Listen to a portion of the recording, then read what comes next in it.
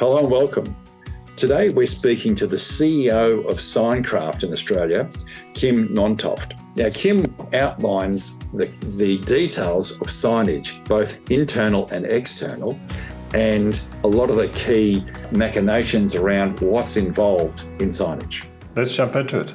With 30 years' experience in auto logistics and state-of-the-art locations in 5 major Australian cities, Precar Fleet Services are a premier all-in-one solutions provider for commercial vehicle fleet operators, leasing companies and original equipment manufacturers. Please visit precar.com.au. Hi Kim, welcome to the show. Thanks very much for joining us today. Can you maybe just tell us about yourself and your experience in the signage industry? Yes, my name is Kim Nauntofte and I'm Danish, and I have been in this industry for 28 years. My background is engineering, business, and things like that. And after being a CEO on a big Danish company, I went out on my own and bought a sign company in Denmark at that time, a big sign company with production in Europe, 3 factories all over the place.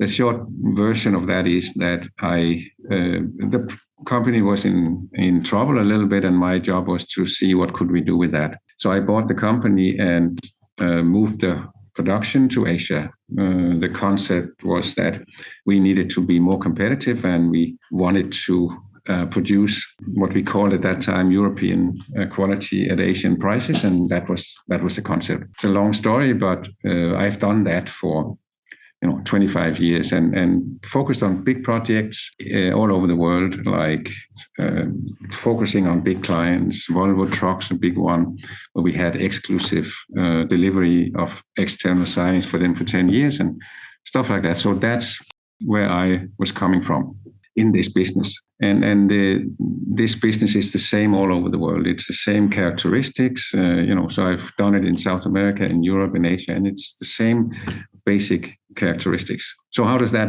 relate to Australia? Obviously, my plan when I moved I had built up a factory in Bangkok and one in Manila, Philippines, because that was at that time, the best places, and still is, in my opinion, to produce these kind of things. So I did that, and my plan was to then export back to Europe, and that didn't really work out the way I had planned it. But what worked out was Australia was a market where there was interest. We were competitive, so I became a relatively big subcontractor to Australian sign companies and other companies in metal and acrylic and these kind of things. When then we are now 2019, 2020, and I had been for some time subcontracting to Signcraft as a pure subcontractor. We knew about each other, but I was also supplying to other sign companies in Australia. But COVID hit, and Signcraft was at that time a little bit in turbulence, I would say. So the owner, Sam King, who started this whole company, I'll talk about Signcraft in a minute. He started in 1971, basically from nothing, and built the whole thing up and became the biggest sign company in Australia, with production in all states and all that. So very strong company. And then there was some turbulence in 2018, 19, and COVID hit. And then Sam and I talked, about that. And as you know, when COVID hit, nobody knew what's going to happen. So we talked about it and decided, why don't we make a joint venture, join forces, and part of that would be I relocate here to Melbourne and take over as the CEO of Signcraft, and then starting building this joint venture. We both could see that if we do that in a smart way, that's a competitive edge that we could extract, and I'll talk about that a little bit later. Okay, it's a fascinating story. So you started in Europe, into Asia. Now you're part of a joint venture in Australia. So that's a fair bit of travelling around. Now, you mentioned Signcraft started back in 1971. I'm keen to get an understanding, because a lot of us in the industry have heard or know the name Signcraft, but we probably don't really understand the Signcraft story. So just keen to get your expertise on who is Signcraft and what do you do? As I said, Sam King, which is basically an Irish man coming out on the boat in the 60s, starting here, doing Signage and, building up. He was employed by a signage company and realized this could be done smarter and better and all that. So he, rented a small shed and, built it up in different factories. This is the fourth one. So growth. And then in 20, this is obviously before my time, but 2007, he built this factory here in Altona. So we have 15,000 square meters here as a production facility. And the concept is full-fledged production. That is probably where we, Signcraft, are different from our main competitors. They tend to maybe produce something in-house and then outsource the rest. What we are doing is we have all the functions, the production from metal, acrylic, electrical, graphics, printing, all the elements that is in signage. And then, as I said, we added on then our Asian factory in Manila, Philippines, that has the same capabilities, but obviously we can do that at an efficient prices, simply because labor is more cost efficient in that area of the world. So that's what we're doing. So if the question is, well, what are we actually doing here? What we say is we bring brands to life. That means we put up hardware, signs and stuff on the walls and buildings that actually shows what this is about. So a car dealership, when you pass by it and you see the things, the pylons, the fascia, the logos, all these things that make you as a potential buyer of cars see that, okay, this is Toyota, this is Mazda. That's what we do. So if you take off everything we do, the building is just a flat building. And then when we put it on, that's where it shows what this is. So that is what we do. And also interior signage and all these things. And that is, these kind of products are basically aluminum and steel for the structure, and then acrylic translucent products where light comes through with all kinds of colors, shapes, and all what you see there, logos in 3 dimensions, and that's what we do. It's a little bit of a niche area, I would say, because clients, and you started a little bit talking about that clients tend not to realize that this has to go on their building. So they very focused on building, order the windows, the doors, and the floors, and all that, and then suddenly, oops, we're gonna open in a month's time. What about the signage? And then they come to us and ask for, can you do this quickly? And so that's a little bit of the characteristics of this industry. So we have to be very agile and fast to meet these kind of demands. We can't change the clients. We can try, but the client is very important for us. And our focus is to make sure that we build client loyalty. And so we need to adapt to that and be able to play in that space. Kim, can you explain the process for doing signage? So I worked on the OEM side from a signage point of view, but what's your process? How do you start right from the very beginning, and how do you go through the whole workflow of creating signage? Yeah, so let's say here, our business development people are the ones communicating with the client. They understand what the client wants and send drawings back and forth, graphics, and ending up with the quote and the pricing, and the client hopefully says yes, and then that's where we start. Then it moves into what we call project management. That is where all the details are then planned. First of all, production, right? So we make all the drawings ready for production, and then it goes into our production, and that is the components there. It always starts in what we call the metal shop. Metal shop is welding steel and aluminium into structures. So we start from raw steel, raw aluminium sheets and profiles, and then we weld that into the structures. And then at the same time, we look at the decoration, the cladding, where we use either aluminium or ACM, which is a special product very much used in our industry, which has color stability and durability and all that. And then acrylic, because acrylic is a plastic that we can shape and form in all different shapes, and then we can decorate that with vinyl and paint and stuff like that, and then we can put in LED illumination. So that's basically what it is. So it's simple, simple product to some extent, but it needs to look nice, consistent, and meet the purpose, right?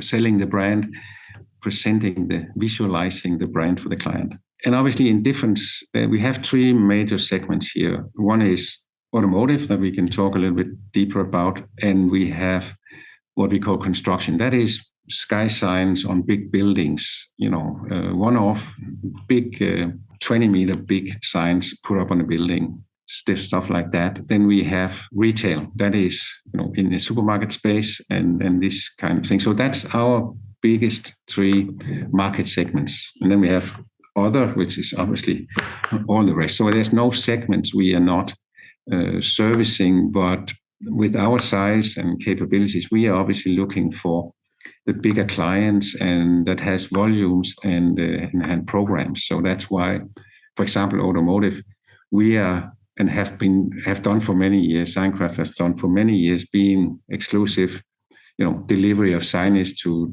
the big car companies, automotive, Toyota, Mazda, Suzuki, Honda, these kind of companies. And so we are strong in that space. I would say we are the strongest in the automotive segment. And characteristics for these kind of projects is that, when they roll out what we call a CI, a corporate identity, the client needs to have that fully consistent in all dealerships. Obviously, they want the same look, whether you are in Adelaide or Brisbane or wherever you are in the rural areas. So Toyota wants their dealership to look a specific way, and our job is to make sure that happens. We're not designing their brand. They are telling us this is what we want to have on the walls, and we produce that.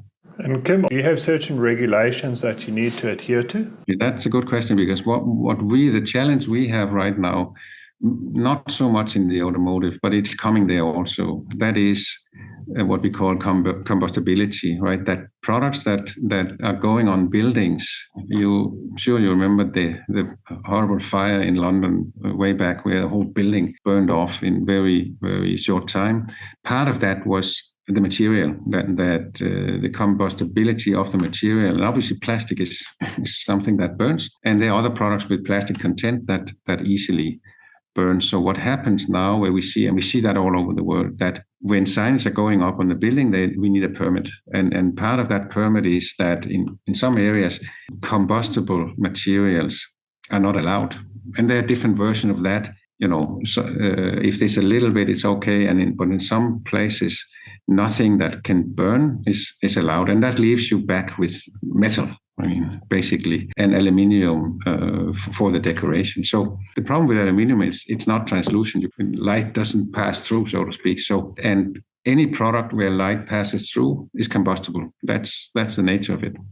So that's the challenge. So how do you get something that can actually be seen at night without using combustible materials? And we have different ways of perforating the metal so that light can come out, but it's never going to be what you can create, obviously, with plastic. We call that acrylic, but it's basically plastic. There are many challenges, I suppose, when I think of the problems that you solve for customers. They're very broad and wide, because if I think of the customers you just mentioned, if we just go down the funnel of automotive, so there's the car company, the OEM, there's the dealer, who's the other customer, and you've got the brand trying to tell a consistent story. So I think you raise a very good point that buildings will vary across the country, because no two dealerships physically are the same. They're similar. There may be some similar ones, but some can be very different. So it must be a big challenge that you've got to solve for the customer and the OEM, where you bring that standard corporate identity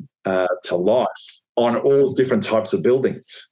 Yes, and all different kinds of regulations also, right? Because it's down to the inspector in each state and in each municipality to decide whether he thinks that this is fair or not. And the other thing is, how much light are we allowed to have on the sign some areas that say, no, we don't. We have 90 locks and that's it, and all that. So, but the point you make there that obviously, if you look at companies like Toyota, and all of them, they have a brand they want to promote, but the dealers are individual business people, right? So they also look at, okay, what's the cost of this to put that up on my building, and why can't I use my local sign company here around the corner, because he buys cars and trucks from me, so can't I just use him? And what the corporate people understands is that there's no way you can get consistency if you allow every dealer to do his own thing, so to speak. That's not me promoting this. This is just a fact of life. You cannot have 20 different sign companies to produce, even it's the same CI, it's the same thing. What you're going to see is it's not consistent. So that's why companies like Toyota, Honda, Mazda, they go to us and say, can you do the whole rollout? Because it's not only getting the signs up, it's also, what about maintenance?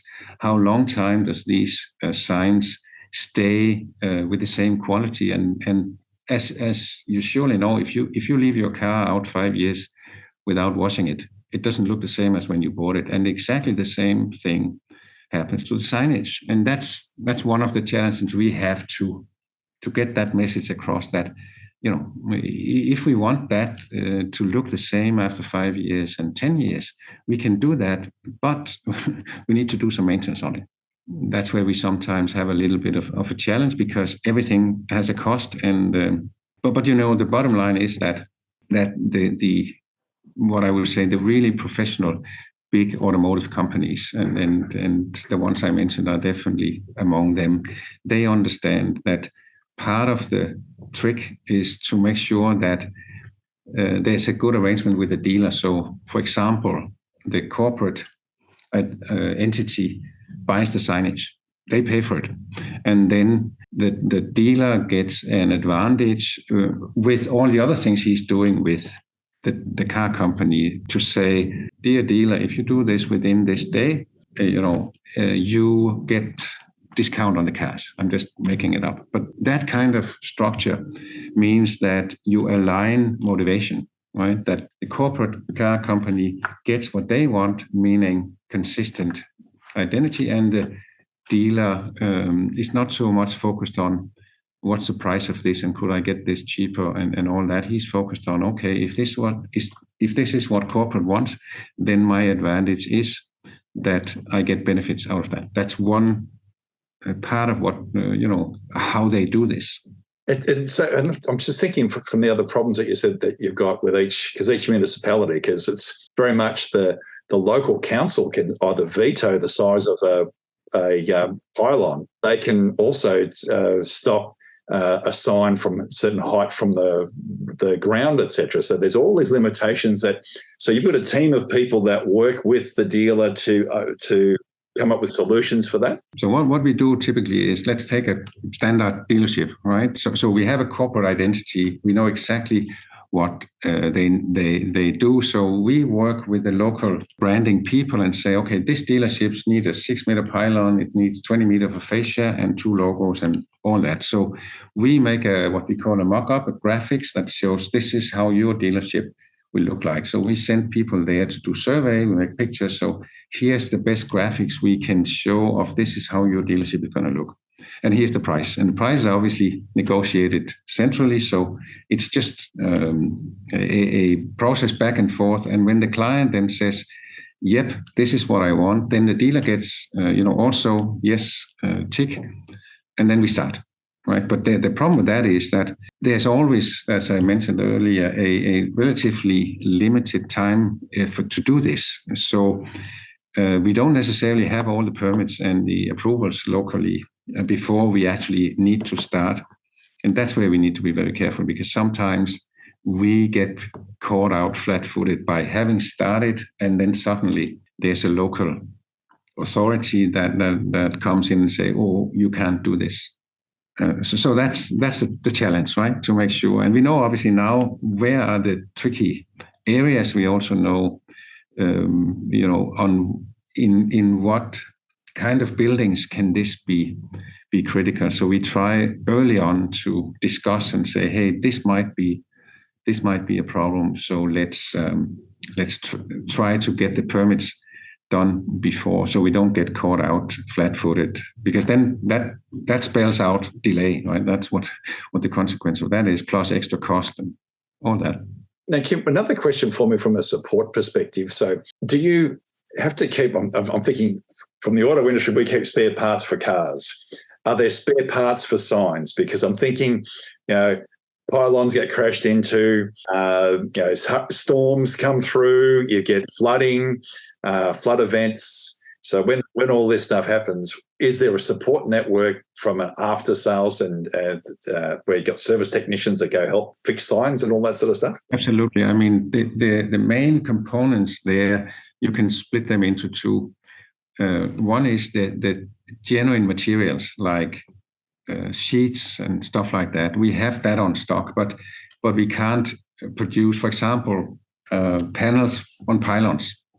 Like, we need to know which panel was it that was hit, and we can't have all the different panels on stock, but we can produce them fairly quickly because when we have the dimensions. So that's not a challenge. The challenge is that the logos, for example, if you look at Toyota, again, example, the Toyota brand logo, they come in different sizes. They come, and they take time to produce, because that's a tricky process where you need to vacuum form the acrylic. You need to decorate it with this. If you realize when you look at a Toyota logo, it's like there's a mirror effect and all that, the light effect and these things. And some of them are translucent, so light comes through, and some are not. So that's where we keep these on stock as best we can and say.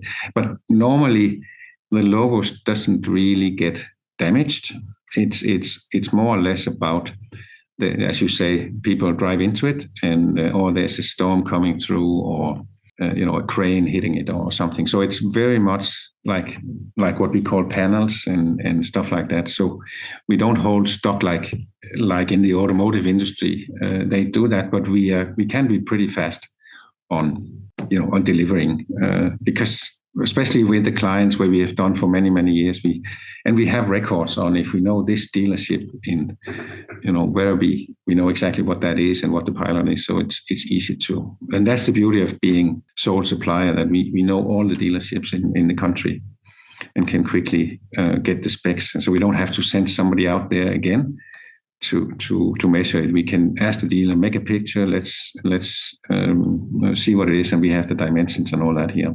And Kim, do you produce everything out of Melbourne? Because Australia is a pretty big country. So do you produce here, then ship it by truck, or how do you get the signage across to dealers? What we have done, we are now in what I call year 3, right? We started in 2020 with moving forward from the turbulent period, so to speak, right? So there was a little bit of, we needed new leadership, new direction. And so that was what we spent time on in the first year, and then we start growing again. But in that period, we only produced here in Melbourne, and we couldn't activate Manila as fast as we wanted because we couldn't travel. We couldn't, it was really complicated, so to speak. But then when things opened up again, we activated Manila, so we produce stuff over there. So typically, what we call semi-finished goods. So we produce panels, raw panels, aluminum panels that are not painted, but they are standard. We produce steel structures that can, be transported here in containers. They are here on our store. So when a new pylon is ordered, we don't have to start welding from scratch. We pick out a structure, and that saves us time. So that is what we do. What we also have done now is, because we have this strategy of having strong footprints, in each state. That Signcraft had that back in 2015, 16, up till that time, and then there was some restructuring going on. So, and part of that was actually we moved production equipment from the Signcraft factory in Brisbane. We moved that to Manila. So that was why I was saying before we were subcontracting for Signcraft, but we also, with a strong footprint in each state, we need to be close for 2 reasons. We need to be close to the clients. One is to save, 800 kilometers to Sydney, double up to Brisbane. It's an expensive freight cost. So that's why we, by July 1 this year, we took over a sign company in Sydney, because we want to produce up there. And we needed more capacity also because we grew top line 30% last year. So, we needed more capacity because we continue growing. So we have now a fully fledged production platform here, obviously in Melbourne. We have one in Sydney, and as I said, we have the one in Manila. So that gives us closeness to client, gives us shorter delivery distances. And Kim, what have been the changes over the last 5 years in terms of signage? Because I was up in Beijing a couple of years ago, and I was quite amazed at how digital all the signage was. It seemed a lot ahead of where countries like Australia are at the moment. What have been the main changes, and where do you see it going to in the future? I think the way to look at that is to look in the different market segments, right? What you see in China is a lot of digital, but you don't see that in the automotive. I mean, you start seeing that in automotive, but not really, because the digital is where you need to have images changing all the time, and that's much more into the advertising space. What if we look at what has the big change been in our industry and focus on automotive, right? If we do that, then the changes are obviously mostly on the pressure on the cost and the timing, how much time is available for us to do our process. That's where the pressure is. I would say there's not much change in the technology on the outdoor areas, okay? But in the indoor, that's where digital comes in, right? That's where things starts moving fast. So when the potential client is in the dealership, that's where digital comes in. And that is where we are now moving also, because, when we look, I have a 5-year plan on where do we like to take this company in 5 years. That's any responsible company, has that. So if I look at my 2023 to 2028 plan, part of that is that we need an increased revenues coming from other areas than where we are now, right? So we obviously want to grow our business as we do, but we also need to add new revenue streams into that. And the trick is then to say, we can't just start up something completely different. It has to be an organic kind of growth with extending our existing streams, but add on new streams that relates to that. And that's the project that we have. That project is about putting up digital advertising screens in supermarket aisles. That's the short version of that. But it's not just putting up digital screens. It is like an interactive system, so that if you go into a supermarket aisle and you see in the aisle, you see normal advertising going on. And then if you look at a specific product, then the advertising on the screen change to what you're looking at. That's the very simplified. So we have that technology. So let's say I walk in the supermarket and I am identifying as a male, this in this age group and stuff like that. Then the system picks that up, and then we obviously in the background have agreements with the advertisers on what is your target, target group from clients, and then think about this. You have these 6 seconds advertising going on a regular basis, and then when a target person in their target group shows up, the advertising changes. So if I go there, I look at Doritos, the Doritos ad comes up, and then the system identifies, am I looking at it 1 second, 3 seconds, or 6 seconds? If I look at it 1 second, the system knows I'm not interested. If I look 3 seconds, okay, I'm interested, but not really. 6 seconds, I'm interested because I spent 6 seconds to see the whole ad. So that gives feedback on what the ad is about. Do you have Doritos? Do you have an efficient ad? And also, what's the behavior is the client actually taking the retailer's looking at putting it back, or is he putting it in the basket? This kind of things. So there are 3 revenue streams in there. The first one is all the hardware, put it up, maintain it, all that. That's an easy addition to what we do today, because that's hardware, that is welding, it's all this. Then there's the sales of the advertising, right? The 6 seconds sequence, selling that, get a revenue stream from the ad.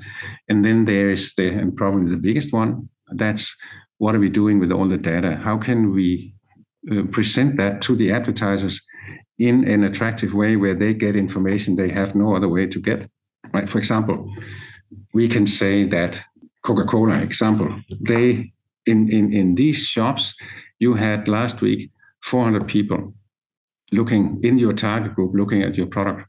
X% of them took it up, looked at it, bought it. X% put it back. X% went to Pepsi and took that up. This kind of things. That's what we can do. It's amazing, isn't it? Because here we are, we take it all for granted. And it gets back to, John, when we spoke with Carl Winther way back 3 years ago when we first started the podcast, and his profound wisdom of paid marketing, owned and earned. Earned being the social media stuff, paid being the normal advertising, but the owned is what everyone takes for granted, which is signage. And then when we think of signage, traditionally we just think of the outside signage. As Kim's saying, the inside signage is as powerful because it's that journey that you take. You've looked at a brand online, you've gone to the dealership because the outside signage has drawn you in because it connects with what you've seen digitally. But then you go inside and then you've got the internal signage, which is different again. So the outside signage could be still very traditional, but the inside signage is already now being dynamic. So this is the evolution that's underway, which is pretty exciting. Exactly. And then the outside signage is to attract the people. And that doesn't have to change much. That is, here you are. And then you go inside the dealership. And that's where the high level of information needs to be. Right, because back to the dealerships, this technology I just described in a supermarket, right? If you think about it in a car dealership, if there are identification in there that says, all right, here you have 6 different cars in your dealership, and this car here attracts very attention from females 35 to 40 with small kids, right? They looked at it, they went into it, and this car over here, you don't have much traffic on that one. That means dealers can get some information on how do I use my space? What am I putting on my limited floor space? So I'm sure I put things there that attracts my target group, things like that. So we focused on supermarkets right now, but we're talking to when we have our clients here and so we talk about that this technology have many different areas of use. So that's how that could be in automotive. It's interesting, Kim. Last week we interviewed some CGI launch technology about how you could market a vehicle with CGI, but you could test different colors of cars and work out which one's going to get the best result. It's interesting, if you could do that to draw people into your showroom, you could then know what to have in the showroom, and then you could do the 360 on that to see whether what worked digitally over here did it translate into physical activity in the showroom for that same vehicle. Yes, and think about it that you could go in there and the system will identify, hey, this is a target client, and then here comes the screen with that vehicle on the wall and a press, what color do you want? I want this and that, and then you can build your dream car if you want while you're in there, because the deeper discussion here is this whole way of selling stuff, COVID taking into consideration that end of the day, you can buy a car from the internet. Here comes your car the next day. And I don't think that's going to happen. Why? Because there still needs to be service facilities. And that is a big part of what the dealerships are doing, obviously. Their revenue stream is very much related to spare parts and service. So the facility needs to be there. And there's nothing that competes with, if you buy a car, a house is what people spend their money on, right? So you don't just do that like that. So you have to, like you wouldn't buy a house by just looking at it on the on the website, and nothing beats the fact, especially a car, you go in there, you touch it, you feel it. So I don't think that anything will take over that, but I think using the digital things example as we discussed, and that can really enhance the experience that the client will get. I'm really fascinated by this whole engagement and interaction with the customer, especially when he comes in the showroom, and being able to identify who's going to which vehicle. Because I remember doing showroom surveys many years ago, and we used to have people with clickers or little clickers across the door, so you could work out that if we did this advertising, we'd have 500 more people come to the dealership. And that's how basic it was, whereas now you can actually have a look at who's coming and looking at which car, how long they're standing there for, how they're engaging. And you can then even show different ads to those people next to the car based on who they are and what. So you can see, okay, this is a grey-haired old guy, so he'll be interested in these sort of features. And this is a family, and they'll be interested in other features. So you could show John, different ads. don't pick on the grey-haired old guys. Well, I know what we like. And we'll show ads of different hats.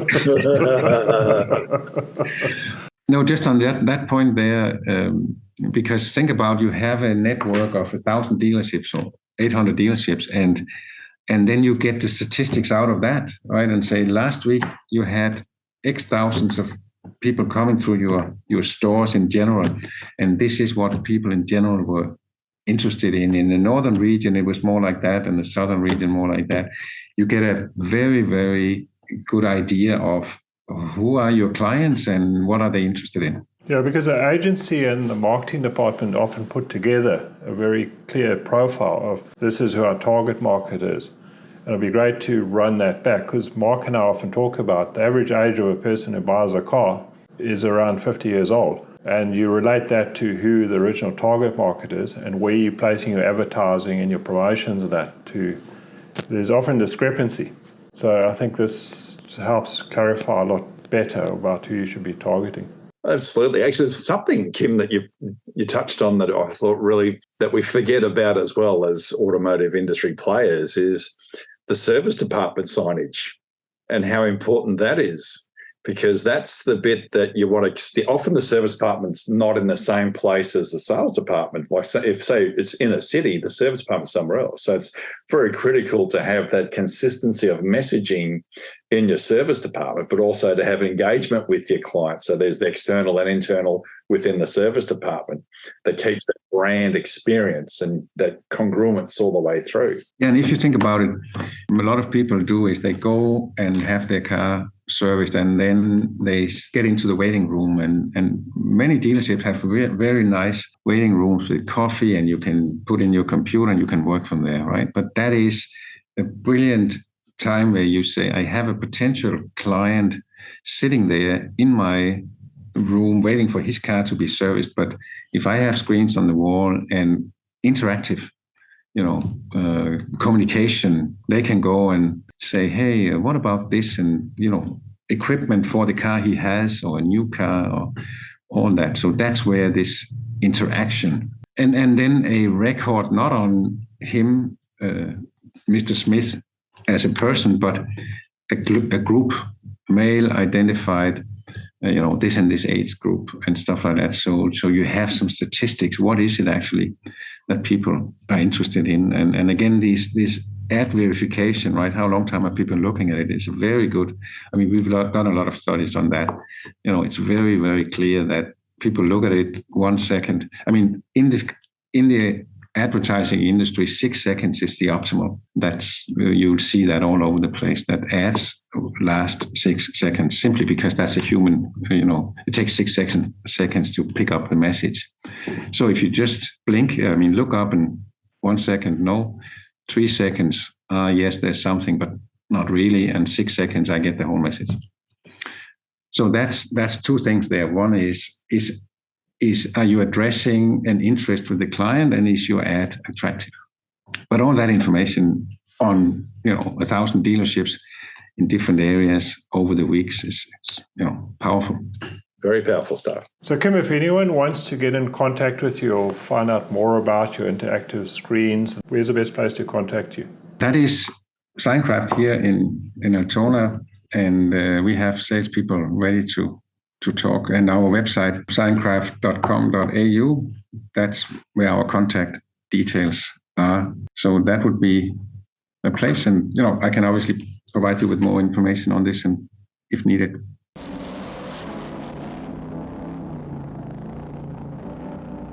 It's interesting when you do the deep dive, and even though John and I, we sort of think we know a lot about the industry, it's great to have a specialist like yourself come on board, because the things that you say, and I just was sitting here and thinking, of course, there's the challenges of the different materials. Then there's the maintenance of it. Then I was thinking of, so when there's storms and there's crashes and all these sorts of things, and then you talked about, of course, we know we forget of the council that causes the problem for the new dealer that you're trying to get underway, because they won't let the sign be this big, or there's too much light, so they've made the pillar smaller, versus the other dealer who's only 4 suburbs across that has this massive sign, so he's got an unfair advantage versus this one, and all of those little mechanics, because it's all different. And if you don't have a coordinated single supplier as the car company, you don't get consistency. The logo never looks right. Precisely. This one always is a bit different to this one, because there's a different material being used here versus here, or there's a different program used. One's using Mac, one using Apple, so that it's not quite right.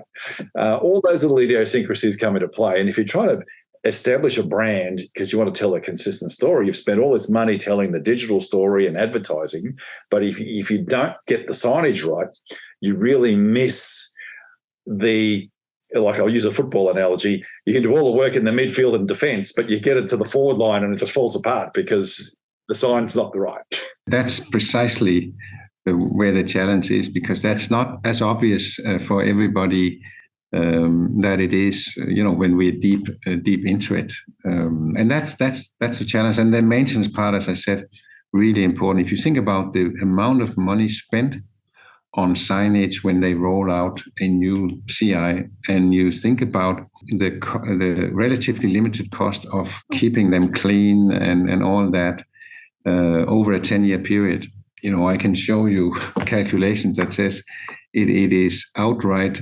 non-logic, if I can use that expression, not to maintain your signage, because no matter what, you can use the best material in the whole wide world. If you don't maintain it and you see it 5 years later, it's not going to look the same. And we can bring back what we call the gloss and the color. We can bring that back and keep that for years and years, 10 years, if we just maintain it, like you can do with the car. But if you don't wash it, everybody knows what the consequences are, but the logic doesn't necessarily reflect into our products. I think also when dealers forget about the actual, they want to use a local person, but then when it falls down in a year's time, they forget that they try to use someone locally and it costs half the price. Or the signs warp, or the plastic's warping, or it just doesn't look quite right. And, to the extent that the corporate identity understands the value of, if your sign looks like crap, if that's a word, you identify your product with that, right? I mean, you can't sell something if your dealership looks like